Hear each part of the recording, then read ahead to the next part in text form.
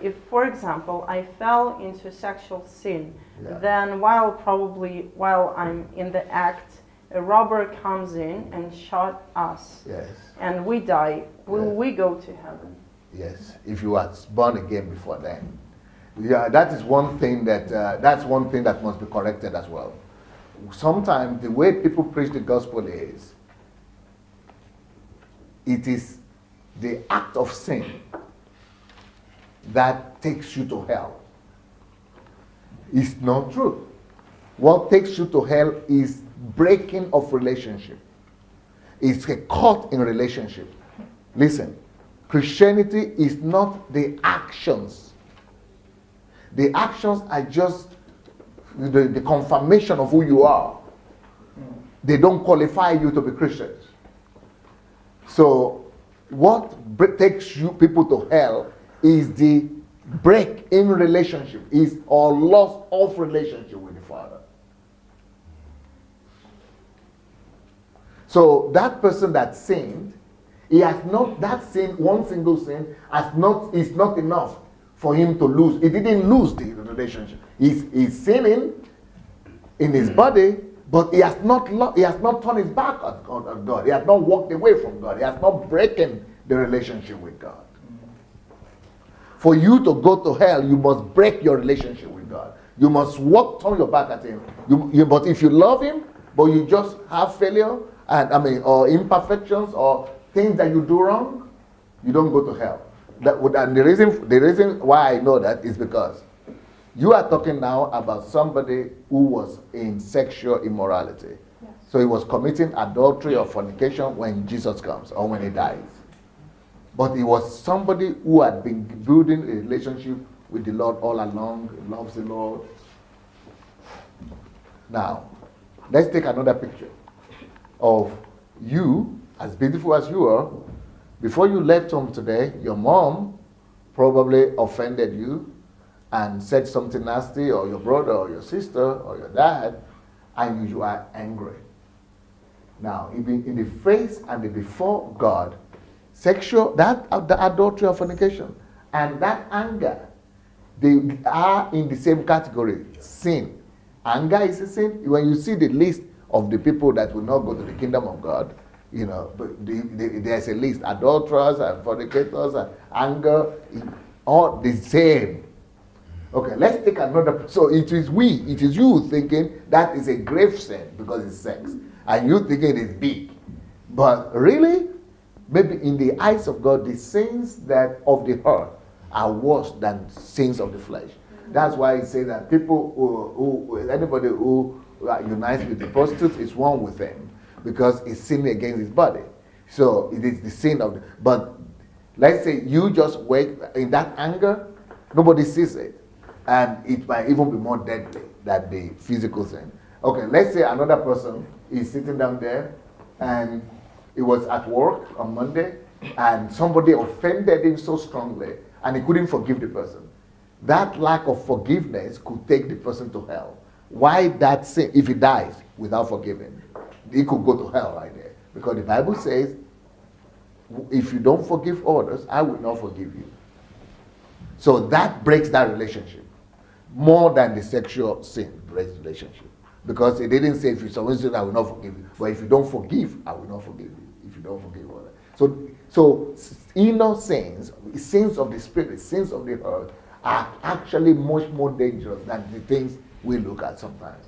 But the basic thing you must know is that Christianity is not about actions. Okay, let me tell you something. There is a difference between Old Testament, not what you do per se, even though what you do could lead you to sin. But sin is your pursuit, where your heart is. If your heart, that is what the Beatitude is all about. It says, for example, even though you have not slept, in the Old Testament, for you to sin, you must sleep with the lady. But Jesus said, even though you have not slept with her, but your heart is being attached to her, you have been drawn away from the Lord. So where the direction of your heart, where your heart is being attached to, is what determines whether you are sinning or not in the New Testament. So in the New Testament, that is a sin already that you just lost after a lady because your heart is going away from the Lord after the person. So it's a relationship thing. Even though you didn't sin, you didn't touch her, or you didn't, kiss her, or you didn't touch her, it's still a sin. So the action has not taken place, but sin has actually been committed. For example, Jesus said, if any one of you that hates his brother and sister is a murderer. In the Old Testament, you need to actually murder. The action has to take place before you are a murderer. But in the New Testament, I didn't touch anybody, how can I be a murderer? Well, in the New Testament, it's not necessarily action. That is a sin. It could be a sin, but it's not necessarily a sin. For example, in the New Testament, Jesus and his disciples went and plucked corn and wheat. And Jesus and people were saying, what are you doing? This is against our law. Don't do anything on Saturday or something. Jesus said, they have not sinned. Jesus justified the people and said, because they have a need. Don't you remember when David went to the temple and took what didn't belong to him, what belonged to the priest?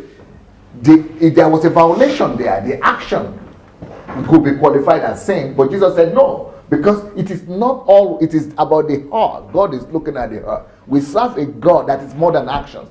God is looking at the heart. So he said, even though David did it, and according to law, he was supposed to be stricken and killed, but he was not, because God is bigger than the action. God sees the heart. And when they came to condemn his disciples, and he said, no, you cannot condemn them, because Sabbath is not made for man to worship it.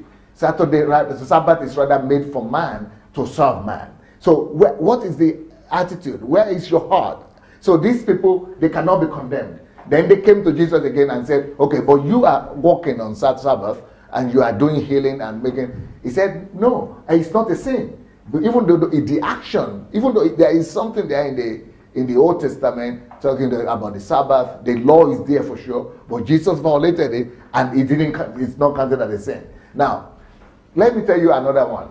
If I come into the auditorium right now and I take a whip, a cane, and I begin to whip all of you because you are doing something wrong in church, it doesn't matter. Maybe you are sleeping or you are doing sex or anything, and I begin to whip you and cast you out of there. Don't you think that the police will think I've done wrong? The police, you people will take me to court, sir. You see, Jesus did that. That's what Jesus did. He threw away all the people who were selling in the car and even was whipping them. Yet, in God's eyes, he had not committed a sin. Because he said Jesus was the only one who had never committed a sin. Why? The action was there, but it's not recorded as a sin. Why? Because he was doing it, his action was not taking him away from God. Are you getting it? His action was he was actually doing it as a manifestation of love for God. And he was doing it so that these people would discover God's love as well. So everything is, so we shouldn't be simplistic about, who misses heaven. It's not so easy. But it's God, the old teaching and the attitude is about your heart. Make sure that your heart is in right relationship with the Father. The way to determine is this. Where is your heart pursuing? What is your heart pursuing? Are you going after? If you are going after God, if you are going after loving God, loving people, in the process, things will happen. You will take wrong steps. You will take wrong actions. Sometimes you will fall. Sometimes you will stand. Sometimes you will make mistakes. But your heart will be pursuing hard after God. That's what Philippians was saying when he says, he that is perfect should think like this, forgetting about the things that are in the past and pursuing to the high calling of God. If you can find the Philippians chapter 3, I think verse 11 to 8. So perfection in this kingdom, maturity he said they that mature should think like that. How should we think? Pursuit, forgetting the things that are in the past, and pursuing. You're pursuing after God, after his love. To get close to him is what determines. But anything that takes you away from his love, from his heart, is a sin. It could be your father, it could be your mother. That is why it says, any one of you that does not take his cross and follow me. Any one of you that cannot hate his father and his mother and deny himself cannot be my disciple. You see, in God's eyes, you're not. It's like I mean, in our eyes, that you are not doing anything wrong. How can I? This is my father, it's my mother, it's my sister that I love them. But if you love them more than you love God, you're actually sinning.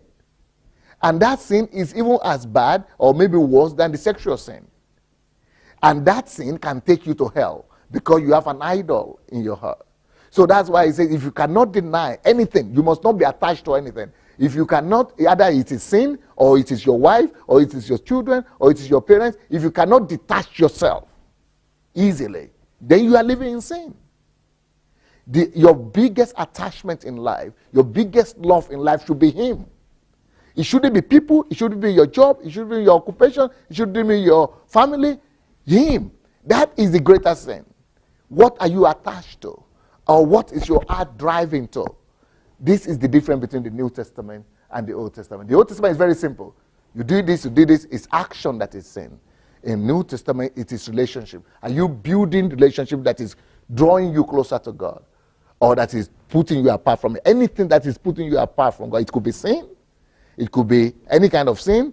It could also be wrong relationship, or wrong attachment. Anything that is separating you from the love of God. Anything that's separating you or driving you away from him is what is sin in the New Testament. It's much more complicated than you thought. Eh?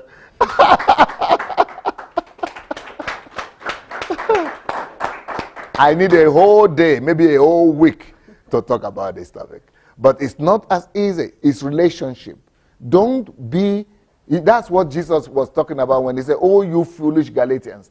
Galatians, don't let people tell you because you observe Saturday, or because you didn't observe the Saturday, because it's a woman, or you didn't treat it as there's not a woman or mine. No.